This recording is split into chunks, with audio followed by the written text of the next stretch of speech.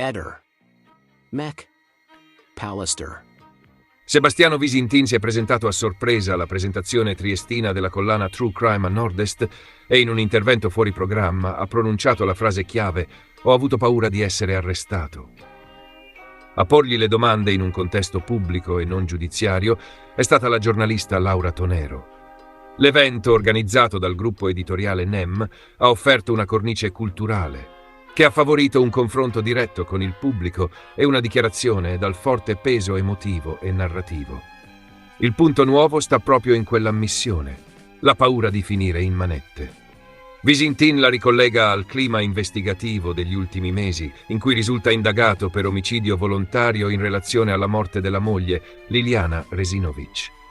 Ha ribadito di sentirsi innocente e di considerare devastante l'esperienza vissuta, l'attenzione mediatica. Gli atti di polizia giudiziaria, le perizie e le continue verifiche hanno creato, nelle sue parole, una pressione costante.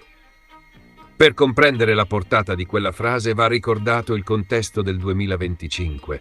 Tra primavera e inizio estate gli accertamenti si sono intensificati, con particolare focus sulle ore del mattino della scomparsa.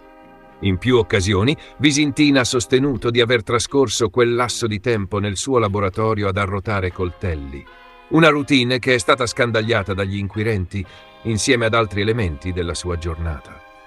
Parallelamente, ricostruzioni giornalistiche hanno raccontato la possibile dinamica in area ex Pippi, con il vaglio di testimonianze e passaggi tecnici che hanno tenuto alta l'attenzione sul caso. In quello stesso periodo è circolata anche la notizia di una sua momentanea irreperibilità per alcune ore, episodio poi rientrato, ma che ha contribuito ad alimentare il dibattito pubblico intorno alla sua figura e alla sua versione.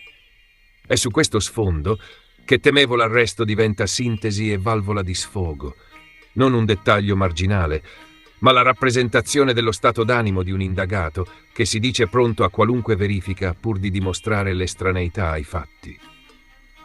Va inoltre sottolineato che la dichiarazione non è scaturita in aula, né in un'intervista uno a uno, ma durante una presentazione editoriale aperta dove l'interazione con il pubblico e l'andamento spontaneo delle domande hanno favorito un tono meno formale e più confidenziale. La collana True Crime a Nord-Est, a cui l'evento era dedicato, include capitoli su diversi casi del Triveneto, tra cui quello di Liliana Resinovic, una cornice che ha reso inevitabile il riferimento al caso e ha portato Visintin a esplicitare la propria paura, offrendo un tassello ulteriore al racconto pubblico dell'inchiesta. Io ti dico a queste persone, guardate, prima di scrivere, prima di parlare di determinate cose, pensateci su.